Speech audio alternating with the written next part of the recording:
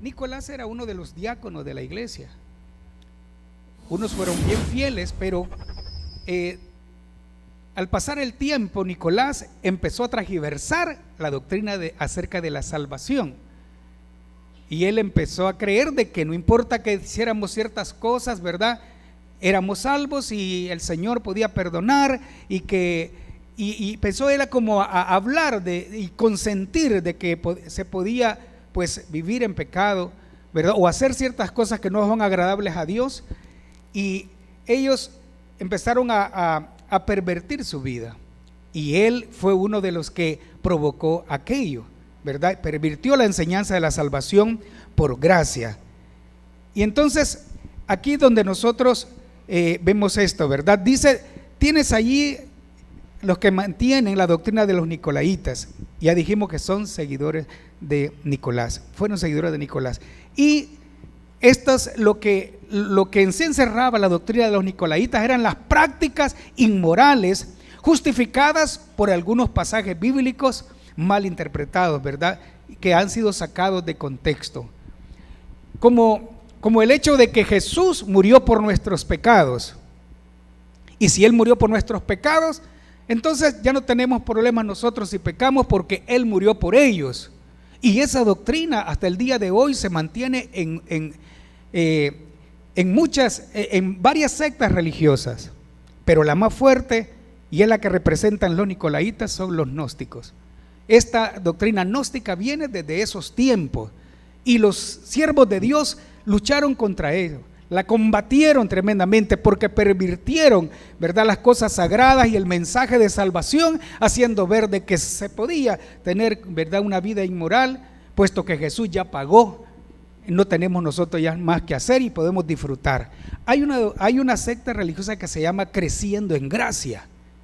Es bien fuerte, ha sido bien fuerte a través de los tiempos. Hoy se ha ido desvaneciendo por la verdad del evangelio, pero eso es precisamente, ya son parte de la doctrina de los nicolaitas, ¿verdad? Y ellos se establecen en eso, de que la gracia del Señor es tan grande, de que el pecado ya no existe. Lo que nosotros cometemos son errores, porque el pecado el Señor lo destruyó en la cruz del Calvario, y eso es lo que ellos dicen. Entonces pueden pecar, pueden cometer errores, y ellos dicen, no, eso ya no es pecado, ya no existe. Y hay mucha gente que, como le gusta, ¿verdad?, que para aquellos que les gusta andar en el pecado, dicen, no, esa es la verdad que yo quería oír, porque están viviendo una vida desordenada. Pues lamentablemente también habían unos allí que hablaban de esta manera y pervertían la verdad del evangelio respecto a la salvación, ¿verdad? Y entonces imagínense cómo Dios no iba a aborrecer eso, y lo aborrece hasta el día de hoy. Entonces, ¿por qué? Porque es algo antibíblico y va contra la gracia del Señor y contra la verdad del Señor, contra lo que Él es, y por eso Él lo aborrece. Entonces vemos que esto, lo que había sucedido es que estos cristianos estaban descuidando sus vidas, desviándose en algunas áreas que eran desagradables a Dios, ¿verdad? Y la cuestión es de que unos afectaban a otros, y esto es lo que pasa generalmente.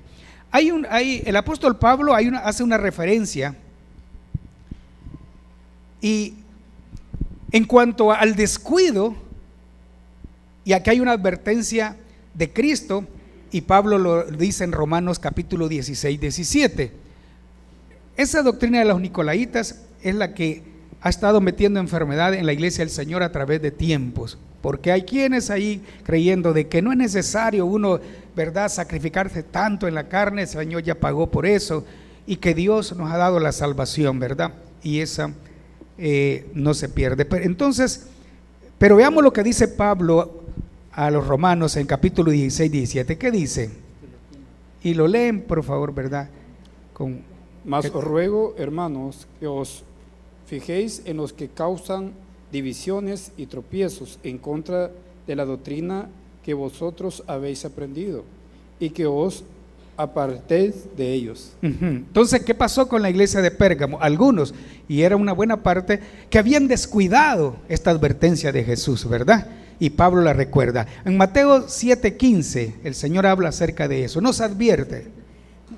guardaos de los falsos profetas que vienen a vosotros con vestidos de ovejas, pero por dentro son lobos rapaces. Vea cómo el Señor Jesús advierte, y Pablo, ¿verdad? Él también comparte eso. También le escribe a los Gálatas referente a lo mismo, para que es un mensaje para nosotros a él, que nos guardemos de aquellos, ¿verdad?, que tienen ese tipo de doctrina que pervierten, ¿verdad?, nuestra vida. Mas si aún nosotros o un ángel del cielo os anunciare otro evangelio diferente del que os hemos anunciado, sea anatema. Como antes hemos dicho, también ahora lo repito, si alguno os predica diferente evangelio del que habéis recibido, sea anatema. Entonces, y eso es maldito, porque no es agradable a Dios, ¿verdad? Y no debemos de escuchar. Segunda Tesalonicenses 3 también, versículo 6 y luego el 14 y 15. Vea, parte siempre de la advertencia de Dios. Pero os ordenamos, hermanos, en el nombre de nuestro Señor Jesucristo, que os apartéis de todo hermano que ande desordenadamente y no según la enseñanza que recibisteis de nosotros. 14. Si alguno no obedece a lo que decimos por medio de esta carta, a ese señaladlo y no os juntéis con él para que se avergüence, mas no lo tengáis por enemigo, sino amonestadle como a hermano. Amén. Vea la advertencia de Pablo. Él le escribe a los romanos, le escribe a los gálatas, le escribe a los tesalonicenses y también se lo menciona a Tito. Tito, ¿verdad?, habla acerca de eso. El capítulo 3 de Tito, versículo 10. Al hombre que cause divisiones, después de una y otra amonestación, desechalo. ¿Qué es lo que tenemos que hacer con aquellos que enseñan cosas como las que estamos hablando, que los nicolaitas enseñaban? Hay que desecharlo, ¿verdad? No hay que atenderlo, ni juntarse con ellos, porque Dios abomina el pecado, hermano. Abomina el pecado. Y fíjese que como Pablo, escribiéndole a Tito, es bien explícito en esto y le dice, ¿verdad?, que no va a ser que no se hagan enemigos de ellos, pero sí que, ¿verdad?, no se junte con ellos, no apruebe lo que él da a entender, no aprueben lo que él está haciendo y aléjense de ellos porque pueden ser, ¿verdad?, pervertidos. Entonces es bien enfático. Y también segunda de Juan, versículo 10, tiene solo un capítulo, como dice. Si alguno viene a vosotros y no trae esta doctrina, no lo recibáis en casa ni le digáis bienvenido. Entonces, ¿qué debemos de hacer? Rechazar, ¿verdad? Rechazar, porque conocemos la verdad. Dios es santo y Él nunca va a tolerar el pecado. Y aunque alguien lo quiera, pues, ¿verdad?, envolver como Él quiera para dar a conocer de que sí se puede, no. La sangre de Cristo fue derramada para limpiar nuestros pecados y no es posible que estemos ensuciándonos en ella. Entonces vea cómo el Señor pues advierte a esta iglesia y le reprocha. Algunos opinan que ello se debía a un exagerado énfasis en la salvación individual, y es por eso de que algunos descuidaban el buen estado, su buen estado espiritual, lo hacían como congregación, pero hace ver de que esto ellos les hacía ver de que esto era individual. La gente, los que estaban allí, lo que estaba pasando con algunos de los hermanos de Pérgamo, es que decían, bueno, hay que vean ellos cómo están, ¿verdad? Como a veces nosotros decimos, ¿verdad? Hay que ver a la hermana, hay que ver si se pierde, ¿verdad? Total, la salvación es individual, decimos. Y nos despreocupamos y estamos ahí. Bueno, quizás, ¿verdad?, a lo mejor no esté bien la hermana, o no está bien el hermano, hay que ver a ella cómo sale. Yo me preocupo por lo mío, hay que ver a él. ¿Ustedes creen que esa actitud es correcta como cuerpo de Cristo? No, no. Hay manera que nosotros tenemos que actuar, porque debemos de entender de que si alguien está leudado, se está afectado por el pecado, seguro que va a leudar a otros. Y lo que tenemos que hacer realmente, ¿verdad?, hacer una guerra espiritual, reprendiendo toda obra del enemigo, pero también con amor, ¿verdad?, confrontando a los hermanos y decirle, hermano, eso no está bien. Usted debe saber a la luz de la palabra de Dios que está deshonrando al Señor y está afectando a la iglesia. A veces, hermano, y nos hacemos consentidores porque no queremos confrontar, y ahí estamos ahí con ellos, pero la cosa es individual. Pero la verdad no es así. No nos percatamos de que lo que atañe a un miembro, no es cierto que le repercute a todos. ¿Por qué? Porque somos el cuerpo de Cristo. Si una uña está mala, si una uña, ¿verdad?, es golpeada o está ennegreciéndose, ¿verdad?, y hay dolor ahí, a todo el cuerpo le duele, ¿verdad? Entonces cualquier cosa afecta a los demás. Entonces yo creo de que esto es cuestión, ¿verdad?, de todos, y no debemos de consentir el pecado por nada, ¿verdad? Y eso es importante. Así de que el Señor hace ver esto, ¿verdad? Y con la advertencia, con ese reproche, que no retengan, ¿verdad?, que no mantengan allí a los que practican la doctrina de Balaán o la doctrina de los Nicolaitas.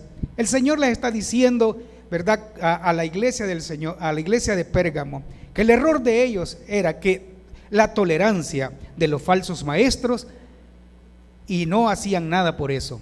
Es importante. No sé cuántos recuerdan lo que le pasó al sacerdote Elí. Elí era un sacerdote, ¿verdad?, que fue santificado por Dios y fue ungido por Dios para el ministerio del sacerdocio, y su familia también. Y sus hijos empezaron a hacer cosas que no estaban bien, y él no les estorbó. Él no pecó directamente, fueron sus hijos, pero no les estorbó. Y entonces, y estorbar realmente es, ¿verdad?, lanzarse contra las actitudes malas de alguien.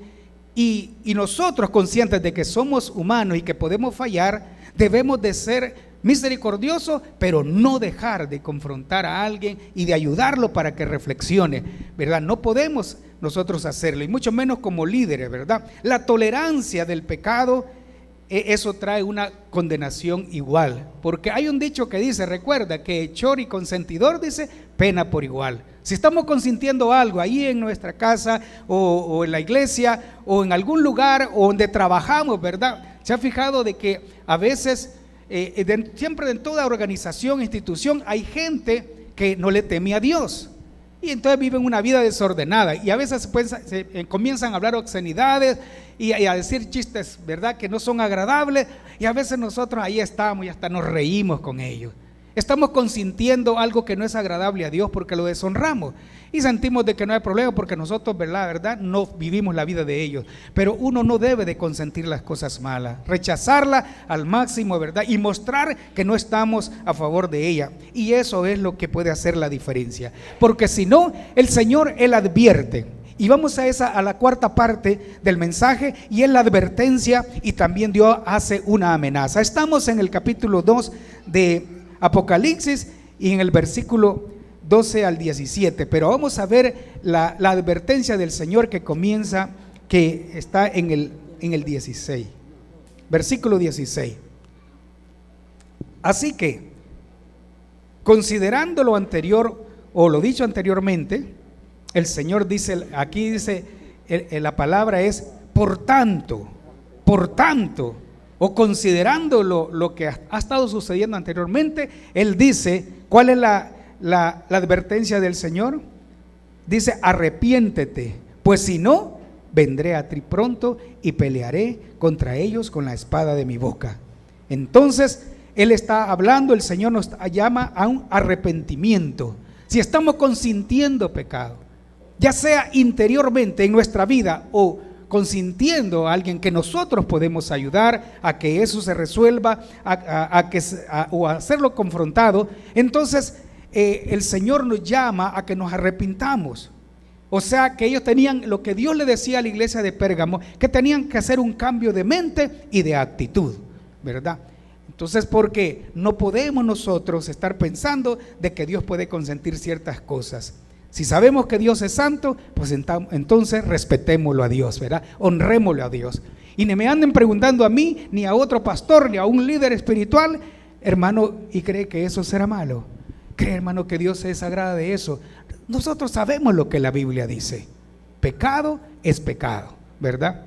Entonces, y no debemos de nosotros permitir nada de eso, porque el Señor, Él advierte, y Él lo primero que dice es arrepiéntanse, y eso significa que Dios nos da oportunidad de poder arrepentirnos de aquellas malas acciones o aquellas cosas que estamos ahí permitiendo en nuestra vida y que nos están carcomiendo, nos están afectando y está deshonrando a Dios. ¿Qué tenemos que hacernos de ella? ¿Qué es lo que Dios pide? Que nos arrepintamos, que nos arrepintamos. Y eso es importante de que lo tomemos muy en cuenta, ¿verdad? El arrepentimiento es algo que cambia las cosas. Si algo puede hacer que Dios, ¿verdad? Que aquello que el enemigo está tratando, ha alcanzado avanzar en nuestra vida, es que nosotros nos arrepintamos y Dios puede cambiarnos, puede limpiarnos. Si leemos en 1 Juan capítulo 1 versículo 9, eso, ¿verdad? Solo quiero decirle, el Señor dice ahí, a través de Juan, si confesamos nuestros pecados, ¿qué dice? Que Dios es fiel y es justo para perdonar nuestros pecados, cualquiera que sea nuestra actitud o aquellas cosas que estemos haciendo ahí a escondidas, que solo Dios las sabe, debemos de sacarlas de ahí, arrepentirnos delante de Dios con sinceridad, porque Dios no va a tolerar eso, y pedirle perdón al Señor. Y dice que Él está listo para perdonarnos. ¿Y para qué? Para limpiarnos de toda maldad, porque la sangre de Jesucristo su Hijo nos limpia de todo pecado. Y entonces es el llamado de Él a la iglesia de hoy, aquellos que están dentro de la iglesia del Señor en cualquier parte del mundo y que no están viviendo conforme a la voluntad de Dios, deben de saber que Dios no está ajeno a eso. Él está ahí y está advirtiendo a tiempo, porque Él viene por una iglesia gloriosa que está experimentando el poder de Dios, pero también que esté sin mancha y sin arrugas, ¿verdad? Entonces, por eso es que Dios a tiempo está diciendo. Y cuando usted ve ahí, el Señor primero dice, por tanto, arrepiéntete. Pero luego, ¿qué dice? Porque si no, y ahí va una amenaza. Que nosotros decimos, pero Dios amenazando. Bueno, Dios es soberano. Y si alguien es digno de hacer eso, es Dios. Pero Él no lo hace para que nosotros, para que solo seamos confrontados o avergonzados. No, Él quiere que tomemos en serio el llamado de Él para que nos arrepintamos, ¿verdad? Porque si no, dice Él, y mire lo que dice en el versículo 17, en el 16, ¿verdad? Dice, porque si no, vendré pronto y pelearé contra ellos con la espada de mi boca. Entonces, Él, en contraste al no arrepentirse, Él dice, vendré pronto y pelearé con ellos. O como quien dice, tomaré cartas en el asunto. Dios es un Dios de oportunidades. Y no es cierto de que si Él no ha venido, ¿sabe por qué el Señor no ha venido? Porque hay mucha gente que está en pecado. Hay mucha gente que vive alejada de Dios, que está viviendo sus delitos y pecados, y le está dando oportunidad al hombre para que se arrepienta. Pero también Él está dando tiempo a la iglesia para que nosotros, si no andamos bien con Dios, nos arrepintamos, ¿verdad? Entonces eso es para aquellos que están caminando en una manera desagradable a Dios. Dios todavía está hablando, porque si no, entonces Él va a tomar cartas en el asunto. Y si hay algo que nos puede dañar tanto a nosotros, es que no valoremos la sangre de Jesucristo, porque es preciosa. Si leemos el capítulo 10 de Hebreos, hermano, es una palabra dura, fuerte, y Dios la permite por amor, ¿verdad?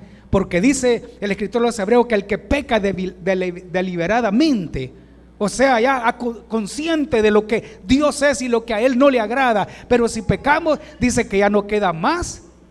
¿Qué dice? Ya no queda más sacrificio para ellos, sino que dice que una horrenda expectación de juicio viene para aquellos que pisoteen la sangre del Señor. Entonces creo de que es suficiente para que nosotros entendamos que Dios nos está dando oportunidad y Él quiere que nosotros nos arrepintamos, ¿verdad?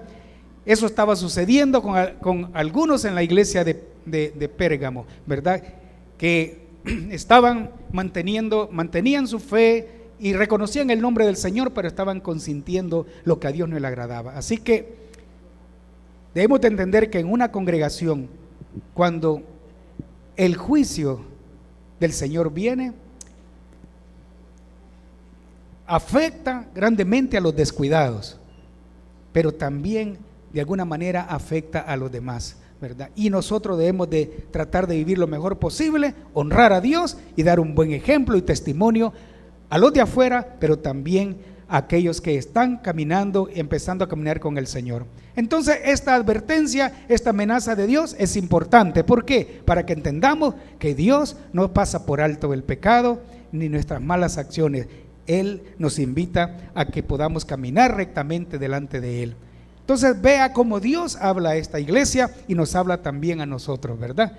Si usted está caminando bien con Dios, solo oremos por aquellos que tal vez usted sabe que de alguna manera no están bien. Pero no estemos ahí para enjuiciarlos, porque en un momento a otro, si no caminamos en misericordia, podemos nosotros caer. Así que oremos todos unos por otros, porque el Señor viene pronto, ¿verdad? Hay una promesa, y el Señor termina con una promesa, y es la quinta parte del mensaje a la iglesia de Pérgamo. Y esta promesa es para ellos, pero también es para nosotros. Así de que dice en el versículo 17, todos en el 17 dice: el que tiene oídos, oiga lo que el Espíritu dice a la iglesia. Entonces dice: el que tiene oído, oiga. Habla de un entendimiento, de una comprensión con responsabilidad, ¿verdad? Con responsabilidad. Porque este mensaje es del Espíritu Santo para las iglesias, y habla no en singular, sino en plural. ¿Se da cuenta de que el mensaje no es directamente solo para la iglesia de Pérgamo o para alguna de estas iglesias del Asia Menor, sino que también trasciende hasta nosotros? Dios nos está hablando también a nosotros.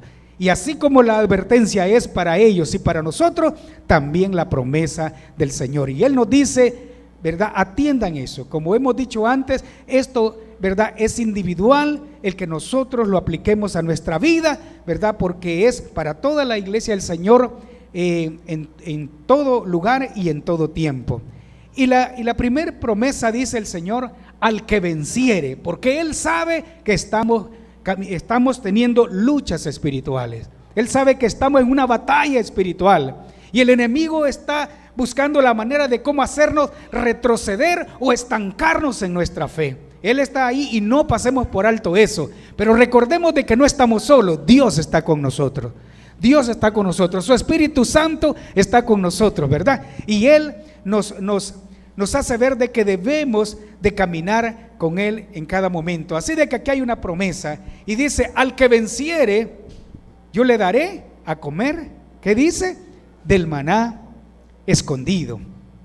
Y le daré una piedrecita blanca, y en la piedrecita escrito un nombre nuevo, el cual ninguno conoce, sino aquel que lo recibe. Hay una promesa poderosa allí al ser fiel al Señor, al tomar en cuenta el llamado de Dios, el mensaje del Señor a nuestra vida, ¿verdad? Y entonces dice que cuando Él habla, le daré a comer del maná escondido. Yo quiero que veamos acerca de eso, para responder la pregunta: ¿y cuál es el maná escondido al que se está refiriendo? Entonces, creo que podemos ver en el capítulo 6 de San Juan. Quiero que oigamos lo que dice Juan en el capítulo 6, del versículo 31 al 33. Creo de que eso lo tiene solo un hermano, ¿verdad? Esos versículos. Y si usted quiere buscarlo, búsquelo. Vamos a leer del 31 al 33, luego el 48, luego el 51 y terminamos con el 58, ¿verdad? Porque la palabra de Dios nos hace ver que Cristo es el maná verdadero. Nuestros padres comieron maná en el desierto, como está escrito: pan del cielo les dio a comer. Y Jesús les dijo: de cierto os digo, no os dio Moisés el pan del cielo, mas mi Padre os da el verdadero pan del cielo. Porque el pan de Dios es aquel que descendió del cielo y da vida al mundo. ¿Quién es ese? Es Cristo, ¿verdad?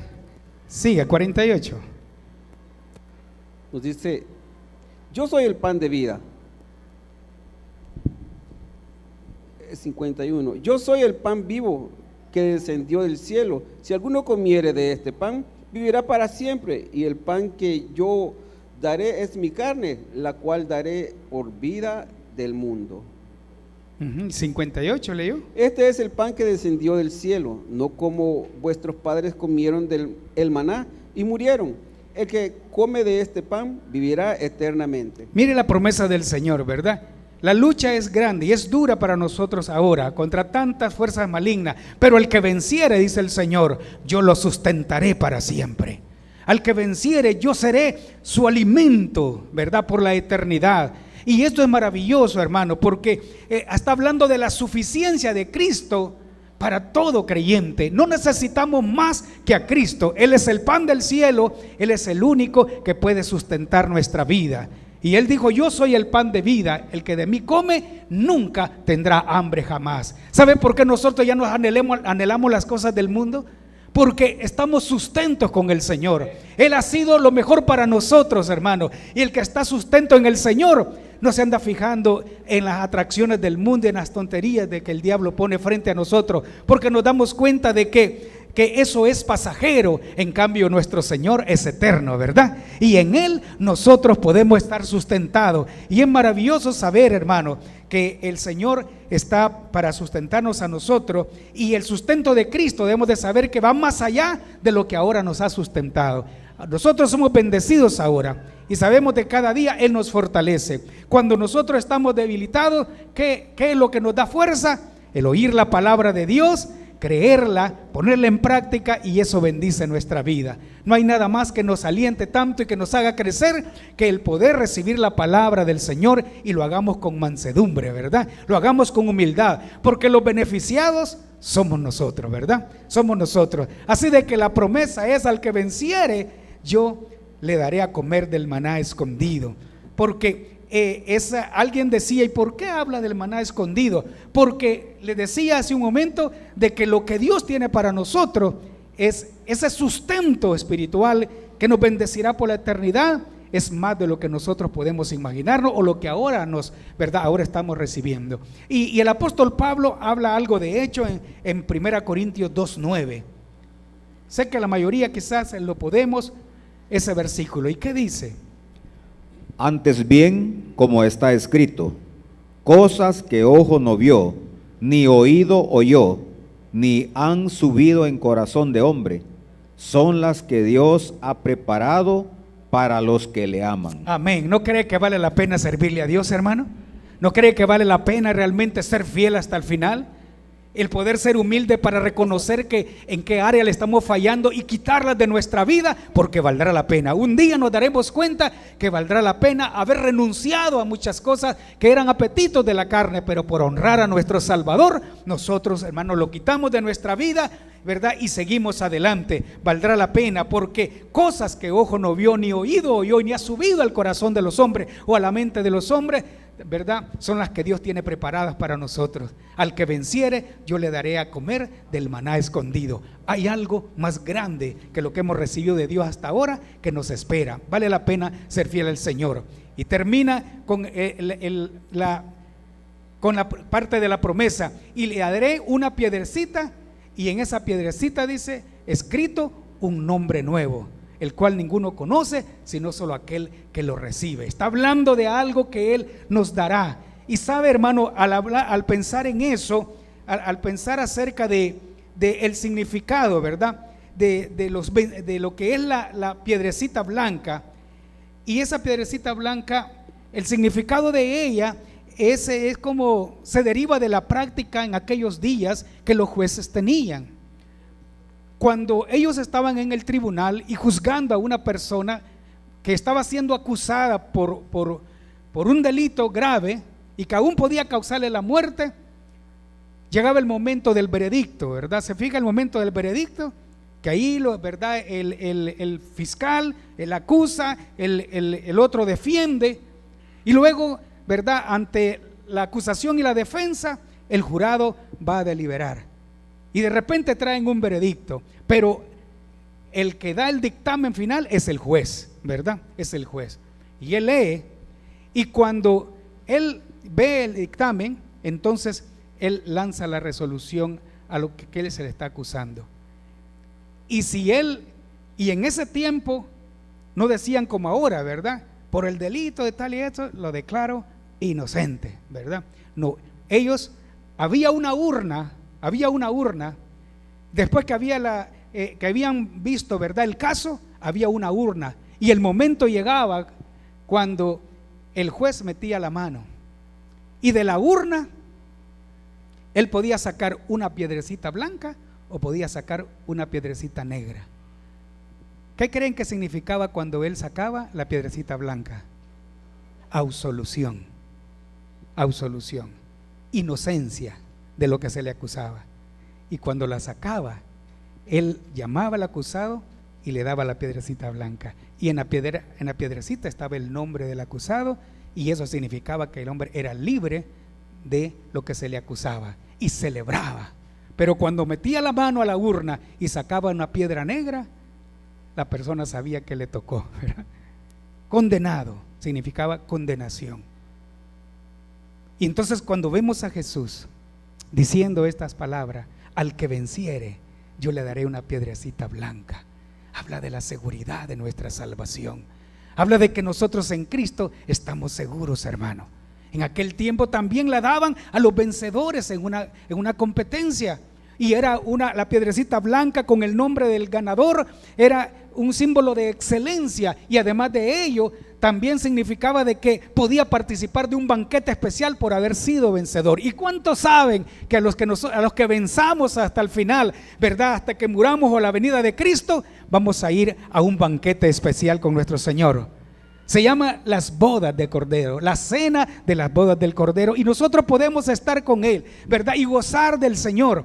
Entonces creo de que es importante que entendamos, la promesa es al vencedor, yo le haré que coma del maná escondido, pero también le daré una piedrecita blanca, y en esa piedrecita blanca estará nuestro nombre, hermano. Y qué glorioso será el momento cuando seamos nombrados, ¿verdad? Cuando nosotros nos levantemos y nuestro Salvador nos dé esa piedrecita blanca, y nosotros entenderemos que será un reconocimiento de Dios y que significa nuestra eternidad con nuestro Dios para siempre, ¿verdad? Entonces, ¿qué debemos de hacer? Solo ser fieles al Señor. El mensaje a la iglesia de Pérgamo debe de nosotros hacernos reflexionar. Que si sabemos que el nombre de Jesús está sobre todo nombre, pues proclamémoslo siempre y adorémoslo siempre. Que si sabemos de que la fe en Cristo es el tesoro más grande que un ser humano debe tener, mantengamos esa fe contra lo que pueda venir, porque solo en el Señor estamos seguros. También debemos de reflexionar de que no debemos de consentir pecado en nuestra vida. No debemos de consentir cosas que a Dios le desagradan. Porque aunque no lo sepa el pastor, ni los líderes, aún ni la gente de la iglesia, hay uno que sí lo sabe. Y por eso Jesús dijo una vez, no teman a los que matan el cuerpo, le decía a la iglesia. Teman al que puede matar el cuerpo y mandar el alma al infierno, y eso solo es Dios. Por eso vale la pena temerle a Dios, vivir en santidad, vivir en obediencia. Y podemos nosotros abrazar las promesas del Señor. Si vencemos hasta el final, si nos esforzamos por ser fieles al Señor, hay una grande recompensa que ni la podemos imaginar, pero Dios la tiene para nosotros. Póngase de pie esta noche. Es un mensaje que Dios lo ha dado y lo seguirá dando hasta que Él venga, porque Él quiere que su iglesia estemos preparados. Aprendamos de la iglesia de Pérgamo las cosas positivas, aquellas cosas que eran agradables a Dios, y desechemos lo que no es agradable a nuestro Dios, y entonces seremos poseedores de esas promesas preciosas. Cierre sus ojos esta noche, porque es un momento para reflexionar, es un momento para poder poner en claro las cosas que para Dios están bien claras, porque Él nos conoce, amados hermanos, mejor que nadie. Y es por eso que debemos de caminar en temor a Él. Viene el momento, viene el día de la redención, viene el día donde el Señor se manifestará y Él levantará a su iglesia. Pero mientras ese día llegue, vivamos esperando su venida, vivamos fieles a Dios. Así que esta noche, usted y yo sabemos cómo está nuestra vida, y si hay algo que pueda identificarse con nosotros en alguna área, es un momento para desecharlo, es un momento para arrepentirlo y decirle: Señor, perdóname, Porque me he estado fijando en tonterías, en cosas que no valen la pena, y he estado consintiendo cosas que a ti no te agradan. Debemos de saber, hermanos, que nada ganamos con estarnos fijando en los errores de otro, ni poniendo excusas al Señor para poder servirle. De nada nos sirve eso. Lo que más tiene peso y valor delante de Dios es que reconozcamos si no estamos caminando bien y enderecemos nuestros pasos, porque seremos bendecidos por eso. Eso sí nos bendecirá. Así de que tome fuerza en el Señor en esta hora. Y si necesitamos hacer nuevos votos con Él, hagámoslo. Si hay alguien que quiere pasar al frente para hacer nuevos votos con Dios y empezar de nuevo con nuevas fuerzas, no poniendo la mirada en el hombre ni en nada de este mundo, sino solo en Cristo, usted puede venir y vamos a orar por usted. Porque todavía hay tiempo para ordenar nuestra vida, para ponernos a cuentas con Dios. Todavía es tiempo y es el momento. Es el momento para poder hacer el llamado a aquellos que no han tomado la decisión por Cristo. Debemos de saber que solo en Cristo estamos seguros y solo en Él podemos vencer sobre todas las fuerzas del mal. Y lo más importante es estar seguro en el Señor. Ahora es el momento. Si hay alguien que quiere recibir a Cristo por primera vez en su corazón, pedirle perdón a Dios y caminar como un hijo de Dios y ser poseedor de todas las preciosas y grandísimas promesas en Cristo Jesús, ahora es el momento. O si hay alguien que quiere reconciliarse con el Señor, no le dé pena. Dios va a honrar su sinceridad y va a restaurar aquello que no está bien. Y usted quiere pasar al frente para reconocer públicamente que si usted sabe apreciar la palabra del Señor, ahora es el momento, porque Dios nos está dando oportunidad. Ahora Dios conoce nuestra vida y démosle gracias porque Él nos ha sostenido hasta este momento y que Él nos dé fuerza para seguir adelante y poder esperar al Señor con un corazón sincero, peleando la batalla de la fe día tras día. Y el Señor nos dice: yo estoy contigo en esa lucha, en esa batalla. Estoy contigo, no temas. Yo conozco lo que hay en tu corazón,